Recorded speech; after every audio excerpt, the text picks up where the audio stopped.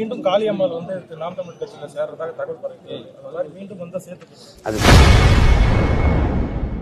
மீண்டும் காளியம்மாள் நாம் தமிழர் கட்சியில் சேர்ந்தால் இணைத்துக் கொள்வீர்களா என்று செய்தியாளர் எழுப்பிய கேள்விக்கு அக்கட்சியின் ஒருங்கிணைப்பாளர் சீமான் கருத்து தெரிவித்துள்ளார். விவசாயிகளை பாதிக்காத ஒன்று ஏதாவது அரசு கொண்டு வந்திருந்தா சொல்லுங்க, பேசுவோம்.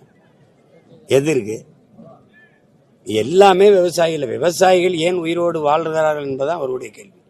விவசாயிகளுக்கு நன்மை பயக்கிற ஒரு திட்டத்தை சொல்லுங்க பாப்போம். அப்புறம் இதுல என்ன, இதுல ஒரு புதுசு, அது வியப்பு. அது இதைத்தான் இந்த அதிகாரங்கள் செய்யும். அதனாலதான் அதை வீழ்த்தி மண்ணுக்கு மக்களுக்குமான நல்ல அதிகாரம், நல்ல அரசியல், நல்ல அதிகாரம் உருவாக வேண்டும்னு நாங்க போராடுறோம். வேற மீண்டும் காளியம்மாள் வந்து நாம் தமிழ் கட்சியில சேர்றதாக தகவல் பரவி அதனால மீண்டும் வந்து சேர்த்து அது தகவல் தானே. செய்திகளை உள்ளது உள்ளபடி தெரிந்து கொள்ள ரெஃப்ளெக்ட் நியூஸை சப்ஸ்கிரைப் பண்ணுங்க.